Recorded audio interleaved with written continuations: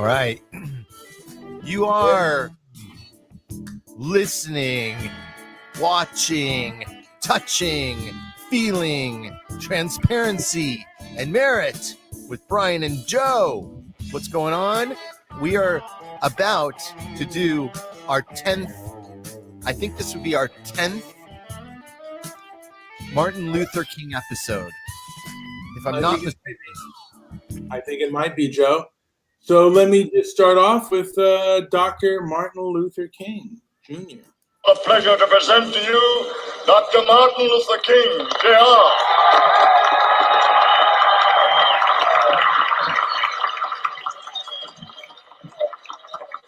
I am happy to join with you today in what will go down in history as the greatest demonstration for freedom in the history of our nation.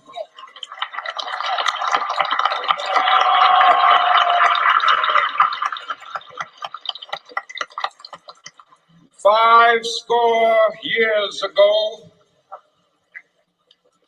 a great American in whose symbolic shadow we stand today signed the Emancipation Proclamation. This momentous decree came as a great beacon light of hope to millions of Negro slaves who had been seared in the flames of withering injustice. It came as a joyous daybreak to end the long night of their captivity. But 100 years later, the Negro still is not free. 100 years later, the life of the Negro is still sadly crippled by the manacles of segregation and the chains of discrimination. 100 years later, the Negro lives on a lonely island of poverty. I have a dream that one day this nation will rise up, live out the true meaning of its creed. We hold these truths to be self-evident, that all men are created equal.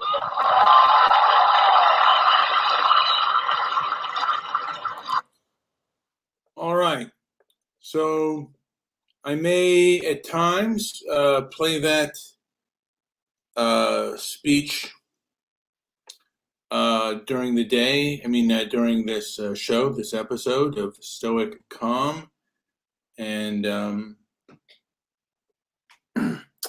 Stoic Calm and MLK. This is the year 2021, and we can all agree MLK was a saint.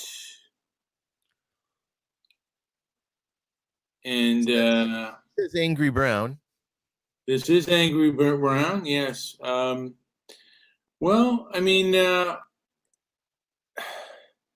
don't know if MLK would have wanted to be known as a saint, but he was certainly what many would say would be the conscience of America.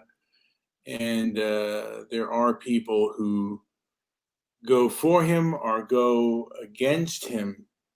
But I just wanted to I'm going to play some more of the speech, and then we'll go. I'm going to stop and go as we go on from here.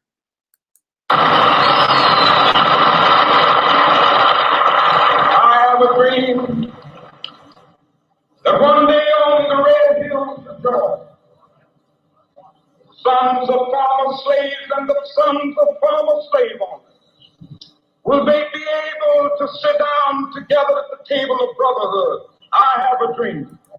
Now, is that true today for the, I guess, maybe it's not the sons of Trump supporters and the sons of,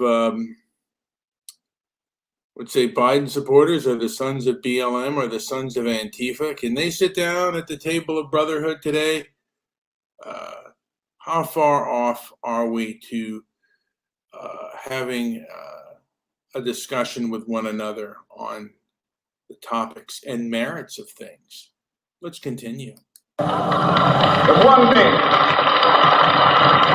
even the state of Mississippi, a state sweltering with the heat of injustice, sweltering with the heat of oppression, will be transformed into an oasis of freedom and justice. I have a dream. Will that be said about the, I guess, big tech? Will they ever be a place of free speech and free thought? Just a thought out there.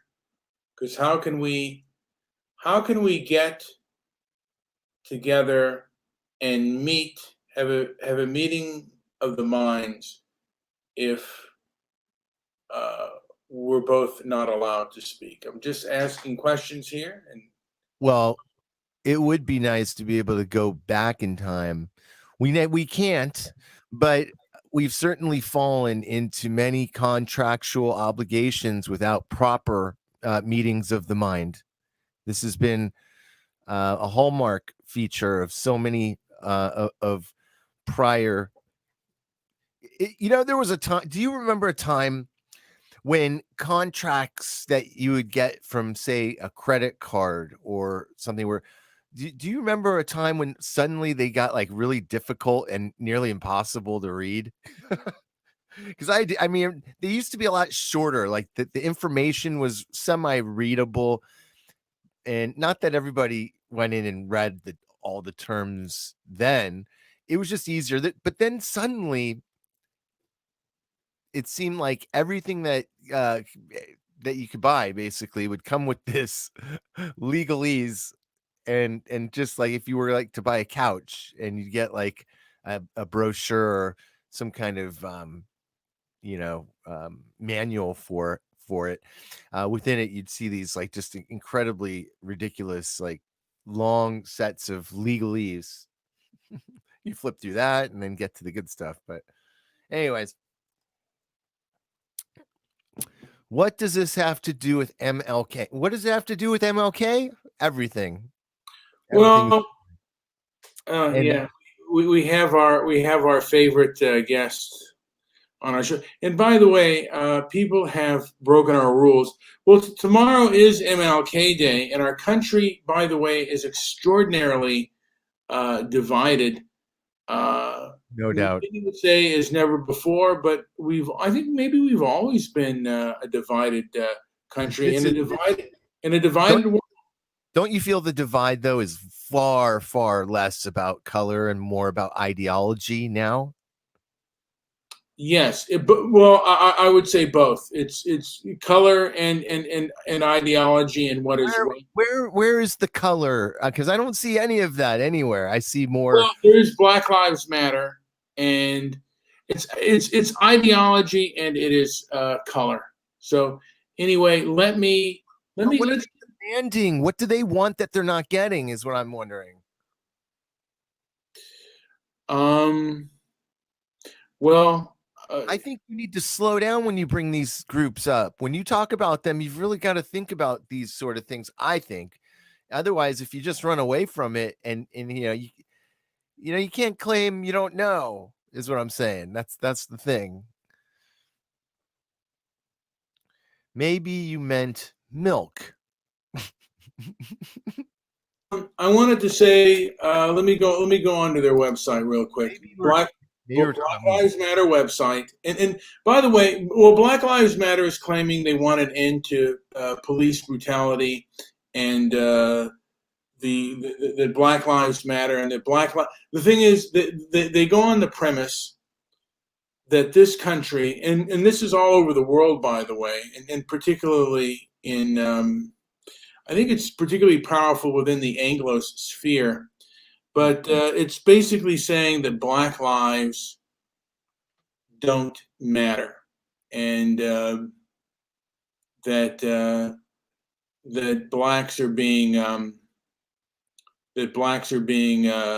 basically targeted by police and white supremacists. And I don't know how much evidence there is for that. And the thing of it is, right now, the establishment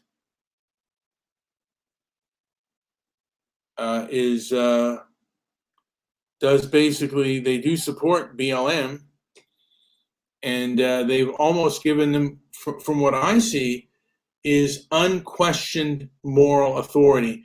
And the truth is, BLM doesn't really have a defined, that well defined of a message. I've read it before, but not that much. And someone told me to focus, Brian. Let's continue on with the speech, and then Thank you, Debbie. That was, yes, I'm going to post that. Focus, Brian.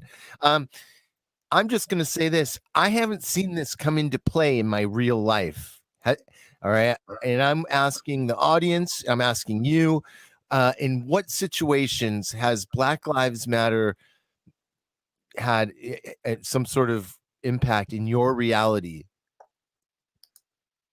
Just throwing it out there. Or is it just like an idea that exists on the internet? I can't figure that out. I just haven't seen it anywhere in play.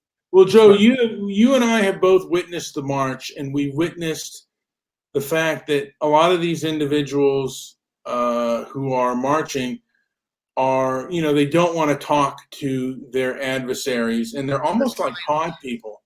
The signs that we saw were disturbing. Yeah, white silence is violence was one of the signs that I was hearing, and it's like, what does that even mean? If you see, I guess they think that there's so much. Brian, I just want to say this really quickly, because what Debbie said is important. She said it's bullshizzle is what is up. And here's the thing. I'm all day long am I saying it's bullshizzle. The problem is there are people that buy into these stories. Like, I'm not saying Brian is. He's merely kind of trying to report on it, I guess. But there are people who they talk about these talking points, and they're the teachers right now. And I hate to say this, but the teachers are a gang in right there. Like that's a gang to be looked at. Don't let the teachers go unchecked. That's all I'm saying. Okay, go ahead, Brian. All right. So I want to go back to the fact that they believe, white silence is violence. They believe that police are basically murdering Black people indiscriminately, and it is a very large and very, just a very numerous problem, if not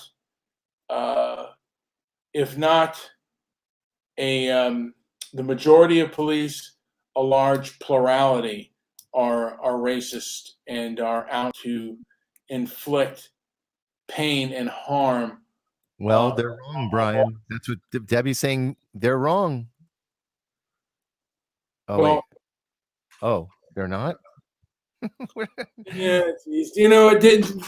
Debbie goes back and forth on a lot of things. Let me continue to play. By the way, did you see the movie that I sent you on Discord? This might be a little bit off topic, but about Morton Downey Jr. Really kind of interesting. Let me. I haven't seen it yet. I saw the link. I do want to check it out. Let's continue to play this speech, and we'll go on from here. My poor little children will one day live in a nation where they will not be judged by the color of their skin, but by the content of their character. I have a dream. I'm going to stop that right there. And there are a lot of people who don't like it when you bring up Martin Luther King and the content of your character kind of thing. And this is wait. What does that mean? Can you let me finish? Stoic Calm, Martin Luther King, 2021. Can you please explain that? What do you mean? Explain what? You're interrupting. Go on. No, I wasn't interrupting. I was trying to clear everything. You got okay. Go ahead. Okay, he said that my 4 little children will not be judged by the color of their skin, but by the content of their character. And let me say this. This was something that was to be sold to white America. And then something all of a sudden happened, and it feels like something happened with the civil rights movement, and it kind of twisted. And it twisted to something that is not tangible and not easily definable. So that word can be really weaponized. Instead of a word like racism, could be a word for justice and to call out people who are not, who are being, racist against people of the color of their skin. The word's been weaponized.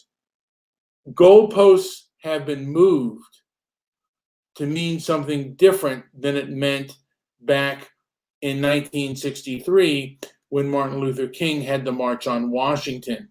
There's been kind of a perversion of the civil rights movement that was told to Americans and that was sold to Americans, and now they want something nowadays they want something completely different. And this kind of started in the late 1960s. The radicals did it in the late 1960s and through the 70s, and then in the late 1980s, they started to really turn the screws on a kind of perversion of the civil rights movement that kind of a hoodwinking sort of thing that some of these individuals were able to really kind of just pull the rug out from people. And now, the word racism is really used as a weapon to hurt good, honest, and noble people. And it's used to mobilize a lot of good, honest, and noble people. But they're being hoodwinked, in my opinion. So let's continue to play the speech, and then we will go from here. I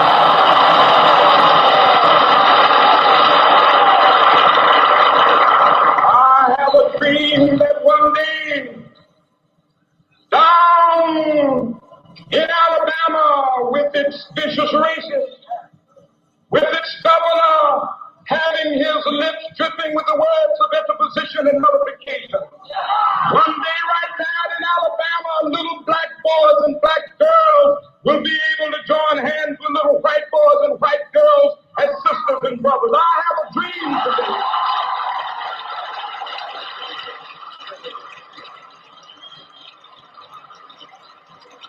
I have a dream that one day every valley shall be exalted. Every hill and mountain shall be made low, the rough places will be made plain, and the crooked places will be made straight, and the glory of the Lord shall be revealed, and all flesh shall see it together. This is our hope. This is the faith that I go back to the South with. With this faith, we will be able to hew out of the mountain of despair a stone of hope. With this faith, we will be able to transform the jangling discords of our nation into a beautiful symphony of brotherhood. With this faith, we will be able to work together, to pray together, to struggle together, to go to jail together, to stand up for freedom together, knowing that we will be free one day.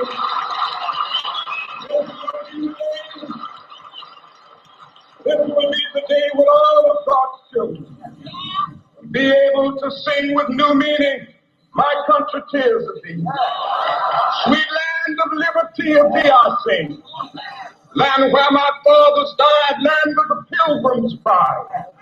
From every mountainside, let freedom ring. And if America is to be a great nation, this must become true. So let freedom ring from the prodigious hilltops of New Hampshire. Okay. So like I said, this was something that was presented to white America, from Black America to white America. This is what's said. And let's continue. Let freedom ring from the mighty mountains of New York. Let freedom ring from the heightening Alleghenies of Pennsylvania. Let freedom ring from the snow-capped Rockies of Colorado. Let freedom ring from the curvaceous slopes of California. But not only that, let freedom ring from Stone Mountain of Georgia.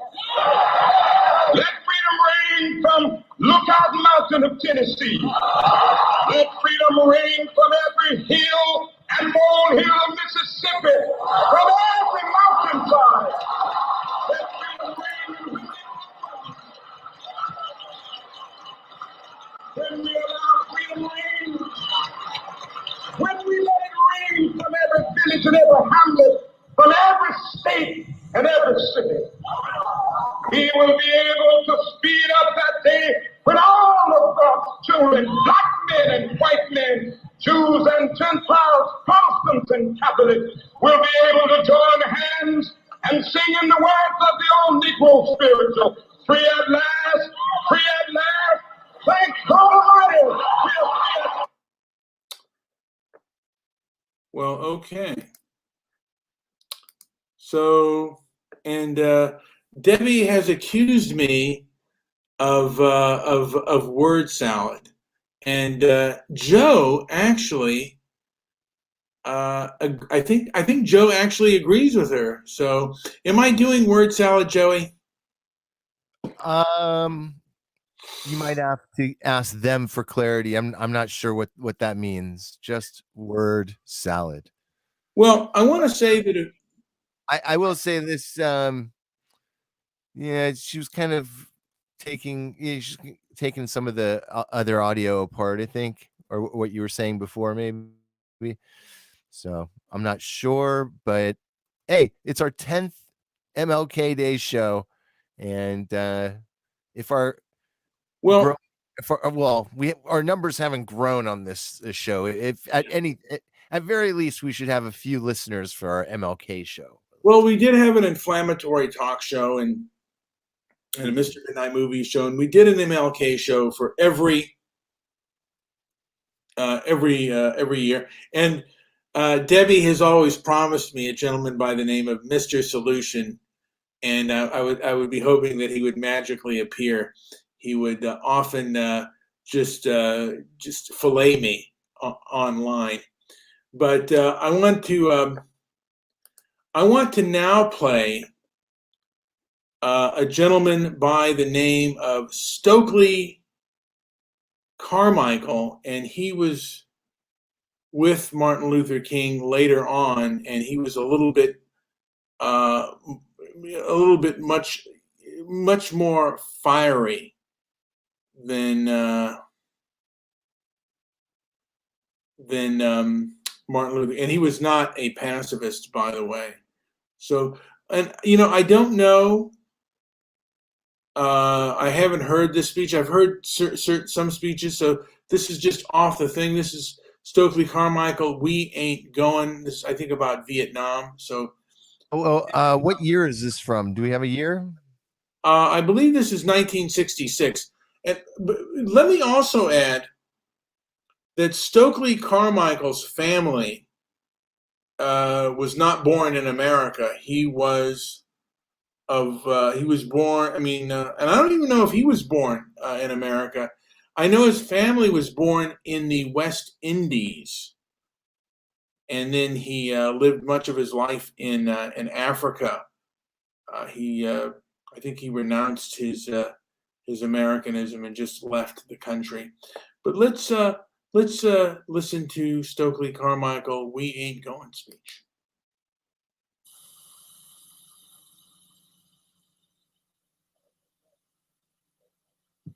On April 12, 1967, at Tugaloo College on the outskirts of Jackson, Mississippi, Stokely Carmichael, who popularized the term Black Power, lashed out against the war in Vietnam. This speech followed just days after an appearance at Nashville, which prompted riots by students at Fisk and Tennessee A&I universities. 3 days after Tougaloo, Carmichael participated in mass rallies of anti-war supporters in New York and San Francisco. Born in Trinidad on July 29, 1941, Carmichael became an American citizen when his parents came to the U.S. and were naturalized. He was still in college in 1960 when the Student Nonviolent Coordinating Committee, SNCC, was formed. It was SNCC which organized the sit-ins in the South.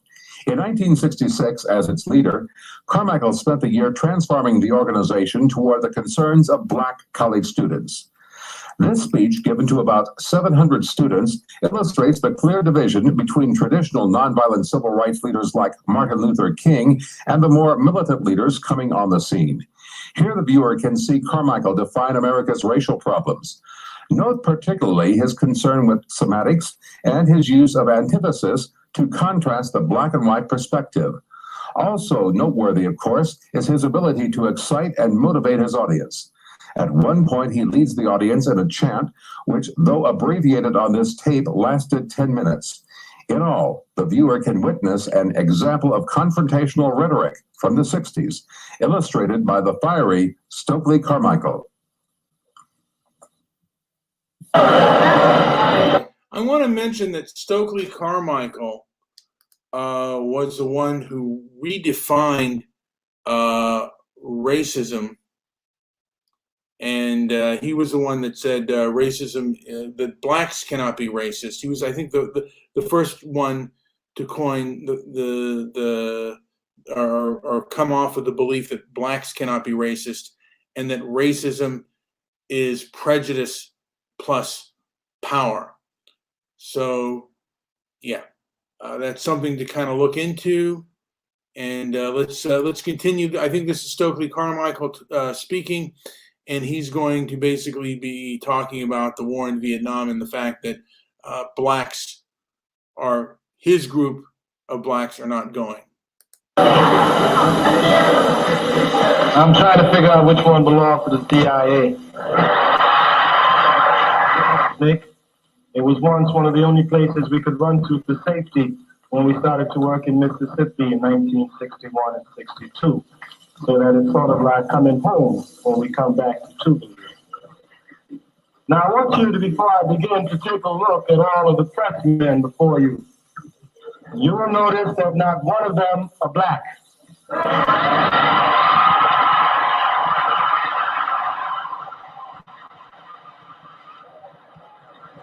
And they are going to have the nerve tomorrow to call me a racist. Are you hearing me?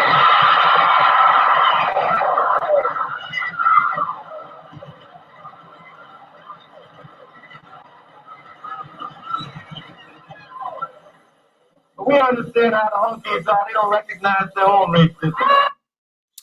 There we go.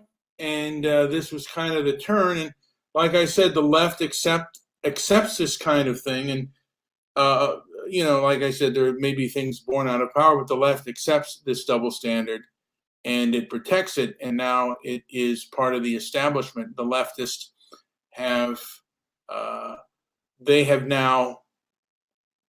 the leftists are now in charge, and they can set the standards. They can set what is allowed to be said and what is allowed not to be said.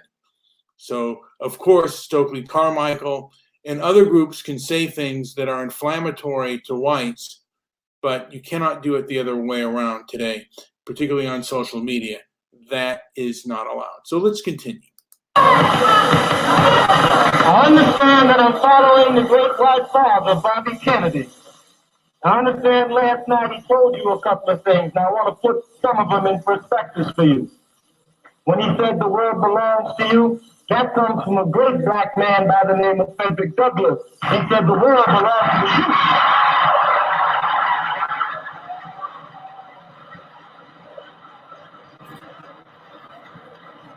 Secondly, I understand that Bobby urged us to stand up and speak out against injustice. Well, we could tell him that we don't need anybody to tell us to stand up anymore. Not only are we going to stand up, we're going to right the wrongs of our people in this generation.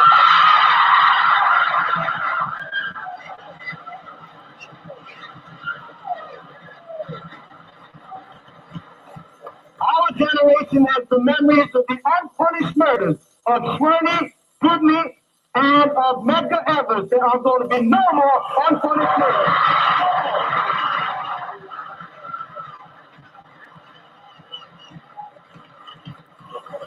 They've been telling you that the kids in Nashville started a riot. Number one, you ought to recognize it is not a riot, it is a rebellion. A rebellion. And number two, you ought to be proud of your black brothers and sisters and fifth, because the honky cops touched one of them and they told them you got to touch all of them.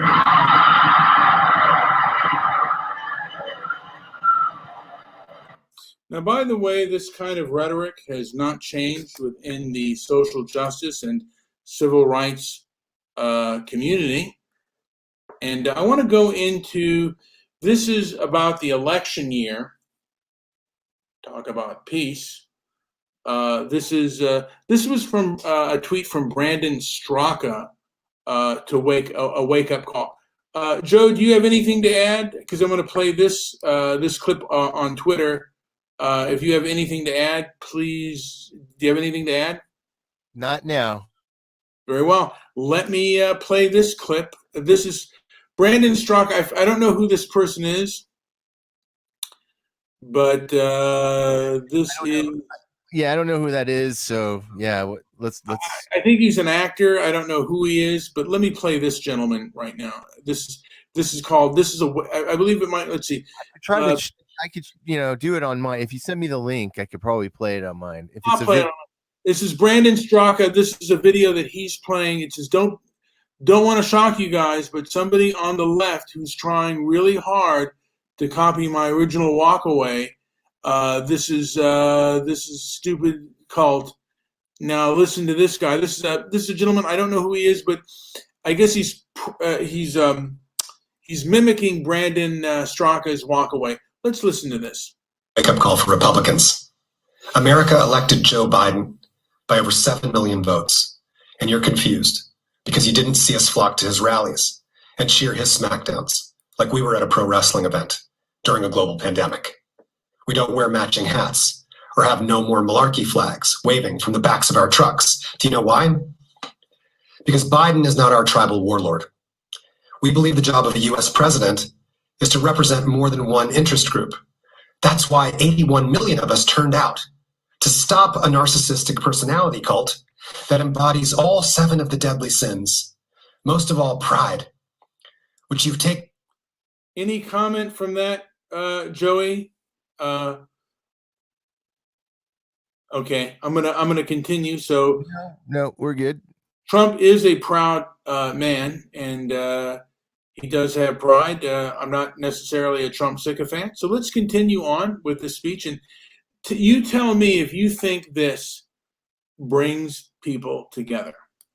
To levels of blasphemy, claiming your political leaders are handpicked by Jesus Christ. This country is called the... I don't know how many people believe that Trump was handpicked by Jesus Christ, but there are a few out there that say silly things like that. Continue. United States. And we have multiple converging crises that need adult supervision.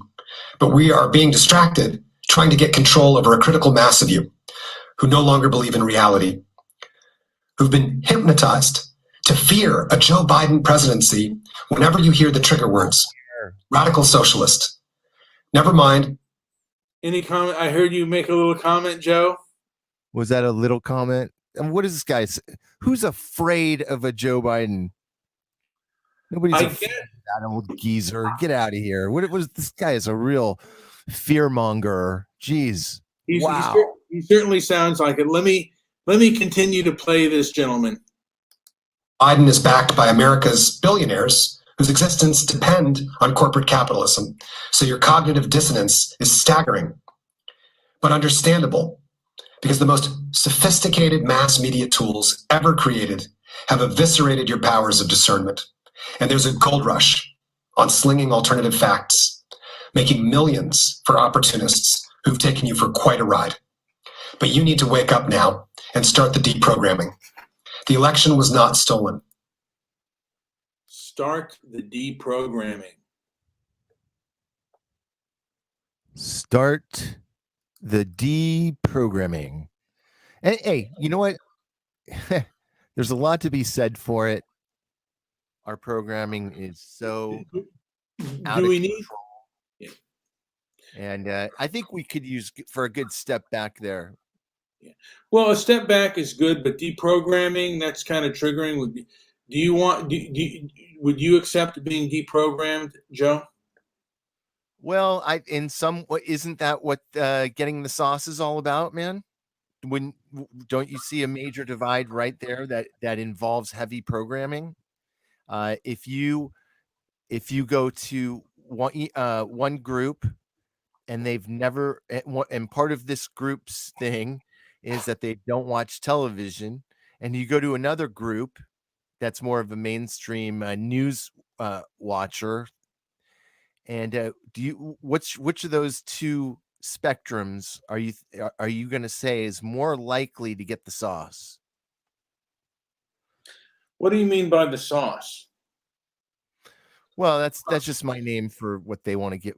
They want everybody to get a shot for. You want to give us the sauce. I guess the news watchers, but I don't. Yeah, I mean, and that is a programming thing. Listen, I think we need to have a discussion, not a lecture. And speech. Hold on. Let me. Please let me finish. I'm sorry. What do you mean finish? Okay, go ahead. I was in the middle of a sentence here, Joe. But Stoic Calm, Martin Luther King 2021. That's correct. So the thing of it is, speeches are fine, but there has to be a dialogue where I'm able to talk and you're able to talk. If that's not the case, there's no. How can there be peace if I'm silenced? Let's continue on with this speech. All that proof you kept sharing about suitcases and duffel bags of discarded ballots, it's all been debunked. All the affidavits claiming widespread fraud have been thrown out. Over 60 lawsuits contesting the election in Arizona, Georgia, Michigan, Nevada, Pennsylvania, Wisconsin. Now, was Russia a fraud? Were there irregularity? I mean, and were there irregularities? Do we have clarity on this? Is as much clarity as possible? Was there not violence? I guess, was this the most fair and transparent election in history? Is that what he's trying to say? Let's continue. Republican states. Many of the cases overseen by Republican and Trump-appointed judges. 61 cases tossed out. Trump's hack attorneys are being sued or are under threat of disbarment. That's consistent with the countless criminal prosecutions of many former Trump associates. But the PR stunt worked on the tens of millions of Americans primed for mass hysteria. You succumbed to Salem witch trial levels of mental lapse. And he's going to get into BLM pretty soon. And my question is BLM not mass hysteria? Let's continue. Our elections were stolen based on spectral evidence, dreams about krakens, which are make-believe. It's time to wake up now. Black Lives Matter is not a terrorist organization any more than Martin Luther King Jr. Is it a Marxist organization? Have they said they were trained Marxists? A terrorist, or Gandhi, or Nelson Mandela. Nelson Mandela was arrested for terrorism. Peaceful protests and strikes and boycotts. That's how a society creates change without violence. Peaceful protests? How many riots were there how many BLM riots were there? How many times did it become normalized? Let's continue. Everybody reasonable knows that violence and looting and murder are wrong and counterproductive to a peaceful society. That's why everybody reasonable condemns militarized cops executing citizens over cigarettes, cell phones. Militarized cops executing people over cigarettes. And basically who he's talking about is, God, I can't even remember his name. The gentleman who was the gentleman who was killed for cigarettes. And a lot of people took the side of the gentleman that ended up dying. Now, the man was obese, and he had diabetes and high blood pressure. And he, from my understanding, he was selling, tax-free cigarettes. And basically, he was standing in front of that liquor store, undercutting the people that own that liquor store and paid their taxes. I mean, it's just a thought here. All right, I'll continue. Driving, jogging, walking, sleeping, resisting execution. That's what Black Lives Matter has been protesting. This isn't a partisan issue. It's the largest civil rights movement in the history of the nation. It has the backing of the establishment. Black Lives Matter has gotten over $10 billion. I don't know where that money came from, or if it, how many people donated and who the donors were. But I know that it got, from my understanding, $10 billion. Let's continue. You need to wake up now. If you join Black Lives Matter, then all lives will matter. If it helps. Says who? Are you? I mean, is this man the arbiter of truth? Is his perceptions reality? Let's continue. To understand it better, shut your eyes. Say to yourself, my life matters and Black Lives Matter. If we unite, there's hope. We can end the savage practice of imprisoning millions of people for the crime of being Black. Is that really happening? Just the crime of being Black? Is that why blacks is that why people go to prison? Is that why blacks go to prison? It's the crime of being Black. Is that it? Really? Let's continue. Or brown. Or brown. Or poor. So all the people that are in prison are there not for their actions, but for their circumstances in life. That's why they're in jail. Okay.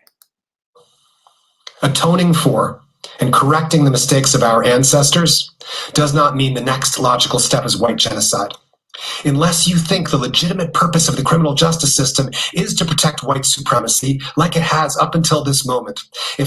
Really? Now, is there going to be a dialogue on this? Are we going to have a conversation? Or is this man going, is the left and people like this going to lecture to us?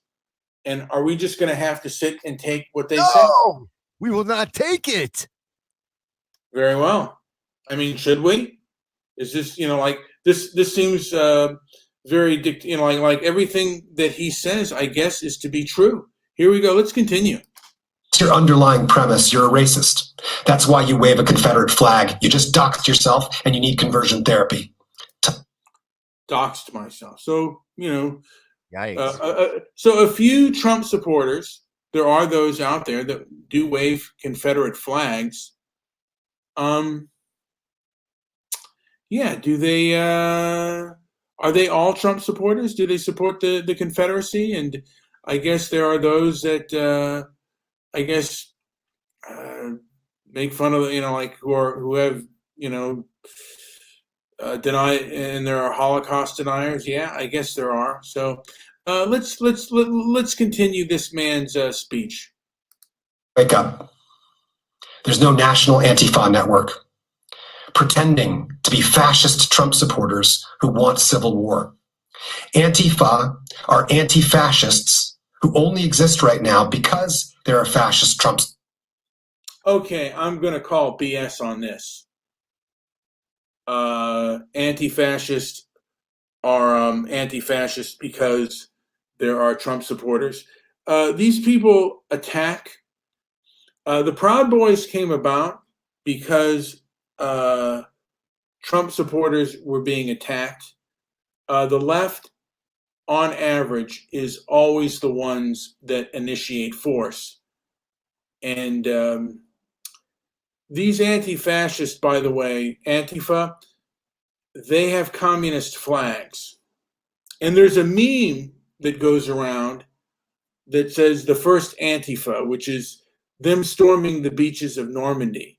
Well, the Americans that stormed the beaches of Normandy, most of them would never wear or have communist paraphernalia. And many of the people that stormed the beaches of Normandy also fought communism in the Korean War. So let's continue. Orders threatening civil war. Inspired by the official Republican platform, which doesn't have anything in it other than clinical paranoia. Re-educating you to believe there's a conspiracy to seize your guns and gender identity at the same time, so you're so disoriented you can't defend yourself against a mass immigrant invasion threatening your livelihood. Come on. The real danger came from putting a recklessly uneducated man with a personality disorder in the White House, who spent his one catastrophic term branding America's democratic cities enemies of the country, while taking credit for economic growth rates he inherited from a Democrat. Just the tone here is awful. The tone and tenor is off. Yeah, I mean, is this really coming together?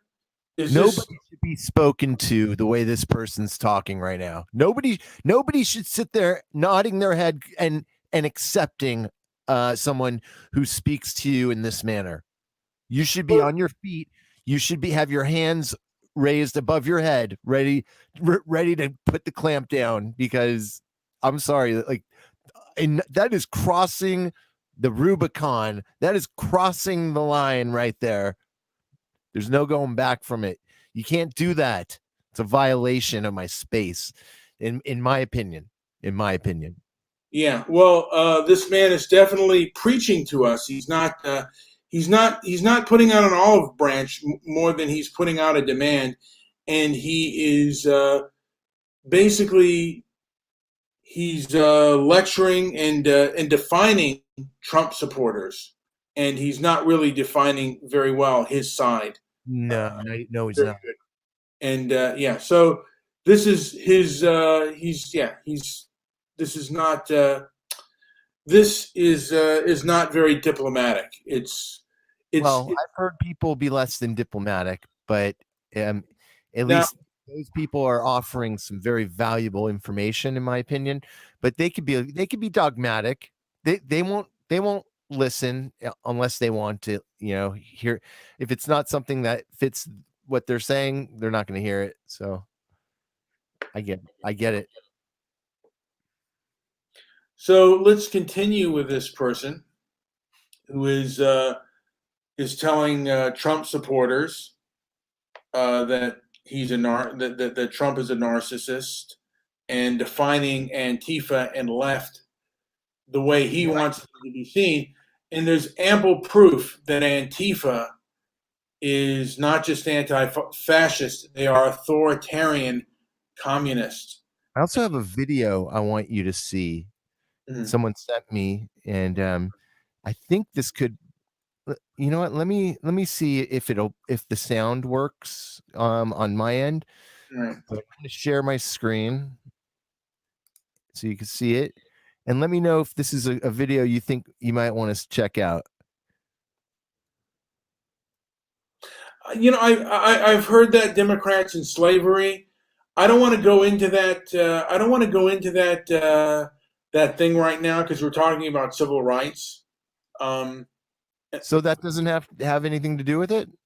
Well, we all know. I mean, that debate about Democrats and slavery, that Democrats were the party of slavery and Democrats were the party of Jim Crow. I'm not sure. I'm not sure exactly what is being said in this video. Mm-hmm. And the questions asked, can you disprove this fact? And so maybe you're right. Maybe it's about that. If you want to play it, but the thing of it is, I'm just curious. I don't know the point of view very well. I'm just trying to watch this. I'll watch it afterwards. It's fine. Because the conservative argument right now is, and it's trying to appeal to Black Americans, that the Democrats were the party of Jim Crow, and they were the party of slavery. To me, and Thomas Sowell says this, they are the party of moral authoritarians who think they know what is right for everyone, whether that be slavery, whether that be Jim Crow, because they wanted to set the world the way they want, whether it be anti-miscegenation. Now, today, the Democrats are the same. They're still moral authoritarians, but they flipped it around. They've always been, the left has always been about moral authoritarianism. That's what the left is. They're moral authoritarians, and they have their crackpots who will defend them. And let's continue. Let me continue. Let me continue with this guy's speech. He and his Republican Senate, under the smokescreen of your disassociation from reality and the brand name Drain the Swamp, filled the cabinet with profiteers like themselves. Billionaires made $1 trillion while they gutted our State Department, our FBI, our CIA, our DHS, our post office. Whatever Trump touched, he wrecked. They attacked our U.S. education system. They tore down the minimal regulations that we have protecting America's water and air. They turned our already abysmal borders into a human rights crisis. They smeared America's top scientists and doctors, our healthcare system. They attacked our entire U.S. media. Their willful incompetence has been so destructive. The USA is the epicenter of the worst pandemic in 100 years. Hundreds of thousands of us are dead. Millions are hungry and struggling to survive. And their final act was a massive campaign to try to sabotage the bedrock upon which we stand, American democracy itself. This is on you, the Republican Party. The majority of white America elected a man whose business model is lying, who demands total obedience, while swindling and eventually Okay, who demands total obedience. BLM doesn't demand total obedience.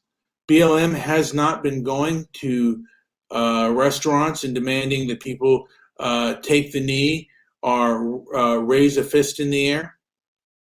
They haven't been doing that.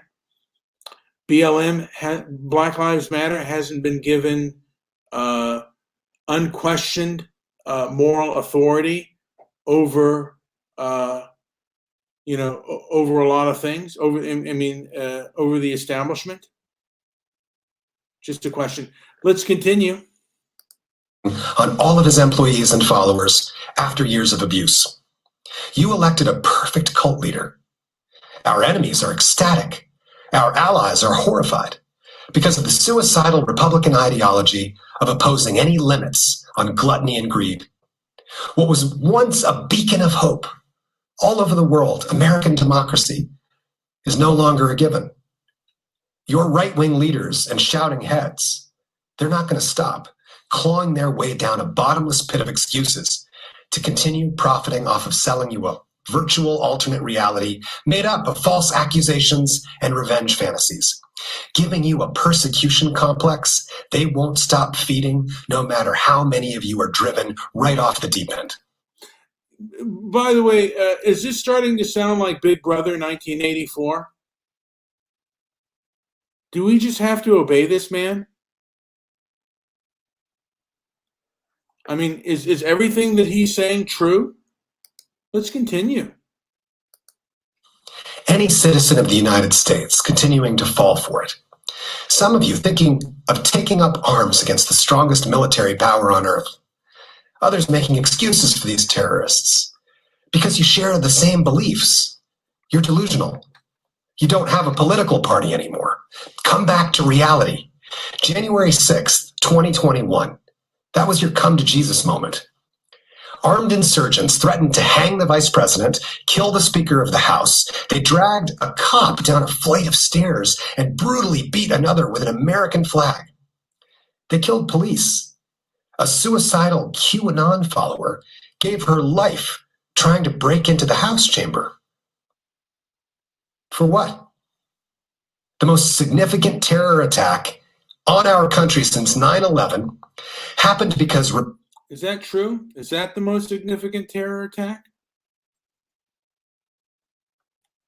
I guess they call it significant. Was it numerous? Were there not insurgents in Portland and in other places? I guess they don't want us to make that comparison. Did they not act as insurgents? Maybe many people on the right are doing the same thing that the left did. And was there condemnation of their violence? This man just supported Antifa. Let's continue. Republican radicals believe Democrats are Satan-worshiping pedophiles who stole their country, and they'd rather die than lose the protection of their leader. Defending truth and democracy and equality for all people against any tyranny, foreign and domestic, is the only thing that unites us and protects our freedoms.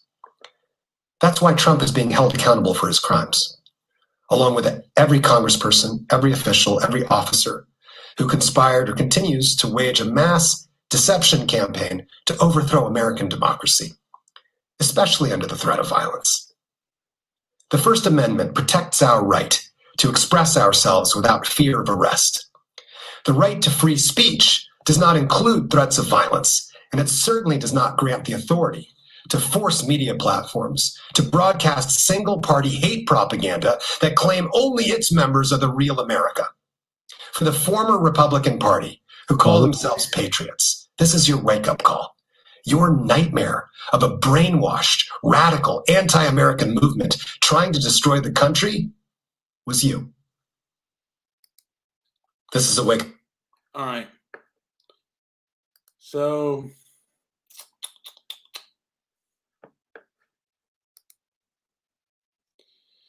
yes, we have a new listener.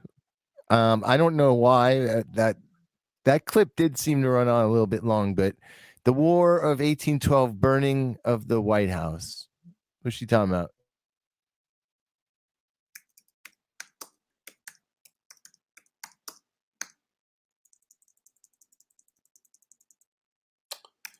I'm just gonna. So Brian, are you communicating with Angela? I am not communicating with Angela. I'm just looking here, and I'm just, hold on a second. I wanted to, you know what? I should have. I'm sorry here.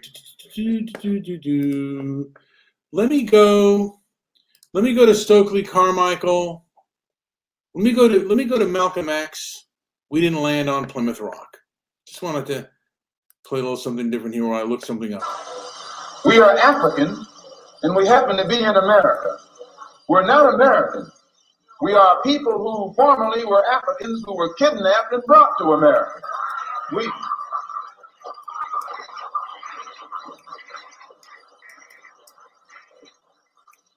Our forefathers weren't the Pilgrims. We didn't land on Plymouth Rock. The rock was landed on us.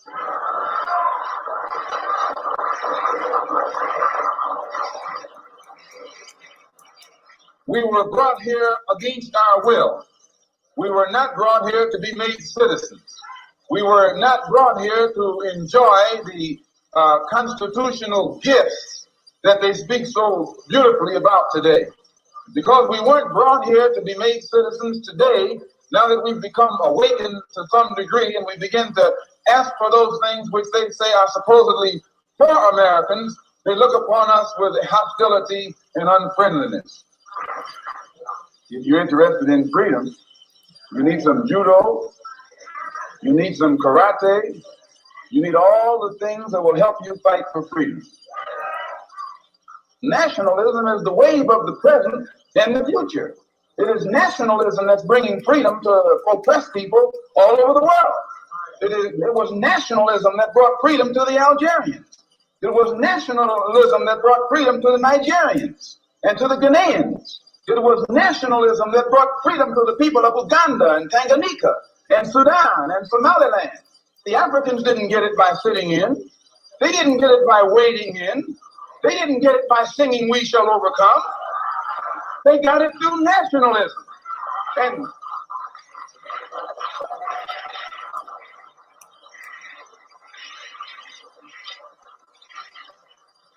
And you and I will get it through nationalism. What is it? What is it that makes it difficult for the philosophy of nationalism to spread among the so-called Negroes? Number one, they think. Now he's talking about nationalism. And I guess there's no talking about nationalism in America, being an American nationalist. I guess they put that akin to white supremacy, or not a good thing.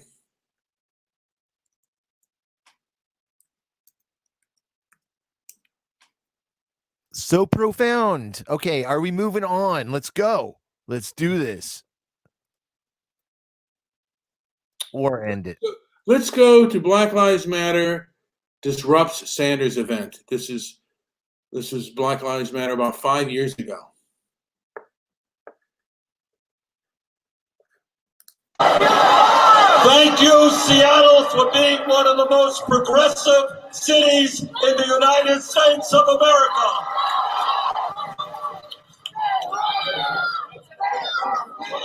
Now, this is not the video. These are two rather portly women, happen to be black, and they are going into a Bernie Sanders demonstration.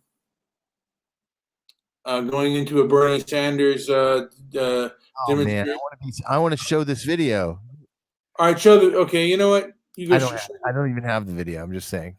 Okay, but let's go and see that. If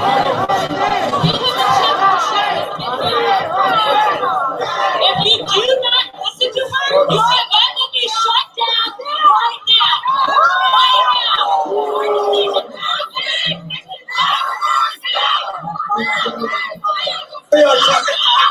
We're going to let you on the mic. We're going to give you the mic.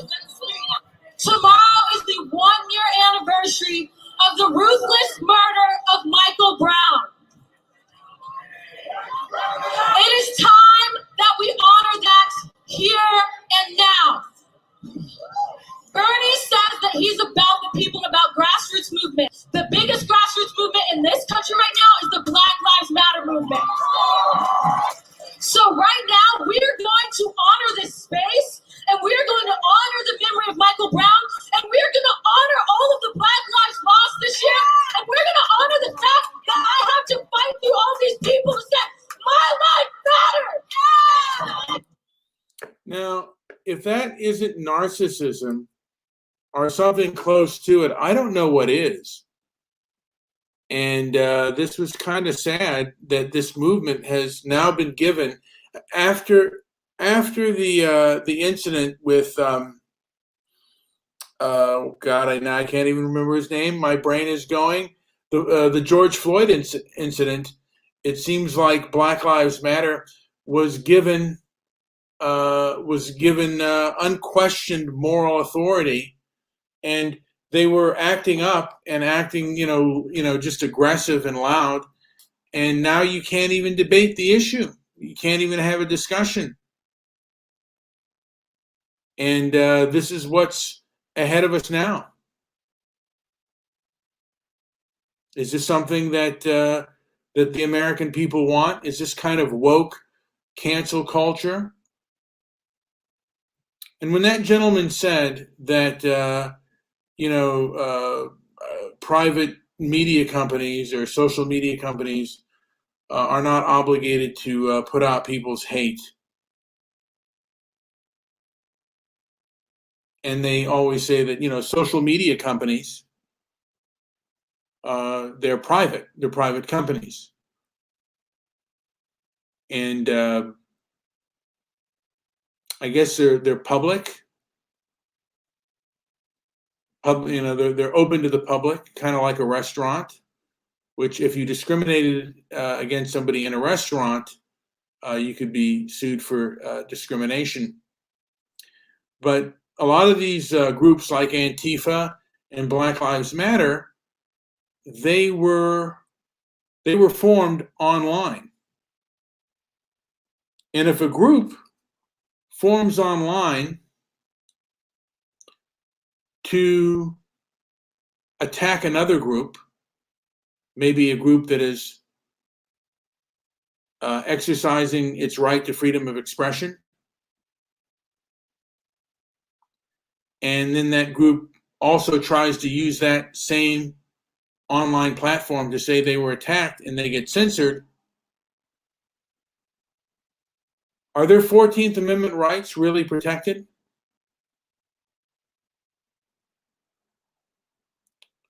Do these social media companies, I wonder if they understand that they can affect policy, and if you're not allowed to speak or talk, is that really the kind of society that we want to live in? Are these social media companies aware that there are a lot of countries that don't agree with what they're doing because they can censor world leaders and they can set up opposition to a government and not allow the leader to speak and not allow one party to speak? That's a dangerous precedent, and it should be dangerous to any person that values freedom. Joe, do you have anything to add? I do not. Well, I want to. If I've gone on too far and I bloviated too much, No, I think this is good. Keep on going. well, I just I think we'll end it here. But I just want to say that I think it's important to have open dialogue, and social media companies should be bringing us together and having us have healthy, constructive discussion. And that doesn't seem to be happening today.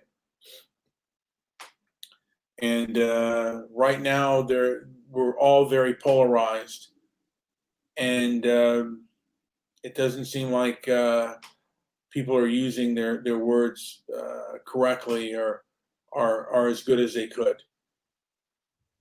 And because you know what, neither side sees what the other side sees. We're not looking at the same picture. We don't believe in the same truth, and that is a real difficulty there. What that guy just said about the Republican Party, I don't even know his name, but what he just said. Let me see if I can get back to my YouTube. What this is a wake-up call. What that guy just said is not. It's. I don't know the word to say, but it's not. It's not really. It's not building bridges. It's really. It's really there to persecute, and that's not going to fly for a lot of people. There were over 70 million people that supported Trump, and there are millions of people around the world that believe in free speech and freedom of thought, and they're not going to be too keen on these social media companies promoting censorship. So that's just my thought on that. Joe, anything before we end this puppy? Your chicken to debate is what I'm seeing here. OJ, I mean, Howard. We do have an answer for this. Yeah. Where's Howard, Brian? Well, Howard broke our rules. I'm trying to have a show that doesn't have profanity and uses racial epithets. He broke that rule. I had to put the show on private because that was the first time, but fool me once, shame on you. Fool me twice. Because of his behavior. And I wanted to add, by the way, I told Howard, if I'm going to get pulled off this platform for breaking their rules, I or Joe will do it, not you. We put this platform up and we were not going to have somebody have it pulled down for his own purposes. And for the record, we do have a warning. I checked on YouTube. We already have a warning out there for something or other. What did they specify what the warning was? Yeah, you know what it is. It's happened a while back. It was that video. It was my favorite video that I've ever done, No. and it was the it had to do with the supposed shooting of Mr. Floyd. Yeah. Well, like I said, I mean, and who decides what truth is? Who decides what reality is? Well, YouTube won't let people decide listening to that video, and that one was, there was no swearing. I was accused of cyberbullying. That was the reason given for that video being taken down, and I appealed it, and the appeal was rejected. And I wrote a nice appeal. I mean, I wrote a lot, and it wasn't considered, and it wasn't given back. So that's where we've gone. That episode, unfortunately, can't be shown here, and it's pretty frustrating. And you know, I was silenced. That's for sure. I tried it once. I was just being on what I thought to be honest. It was my opinion, irregardless, but it wasn't. It doesn't match the narrative. Can't do that anymore. Yeah. So there's that. So, yeah. Hey guys, like and subscribe. Leave a comment down below, and go to our website, transparencyandmerit.com.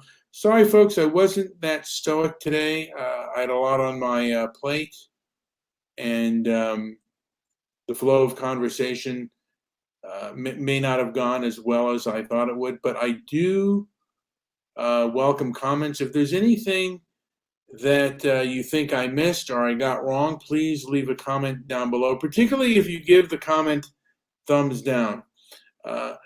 And if you do, I would prefer that I will even invite you to come on my show and debate me. You can email us at Transparency and Merit. Is it Transparency and Merit? Yes. The organization of Transparency and Merit? No. If you're going to email us, it is long. transparencyandmerit@gmail.com. Transparencyandmerit@gmail.com. If you want to come on as a guest and you think that I have I've gotten something wrong. Now, the rules are still very clear. No profanity and no racial epithets. You cannot do that. We don't allow that on our show. So with that being said, like and subscribe, and leave a comment down below at the end of this broadcast. So thank you.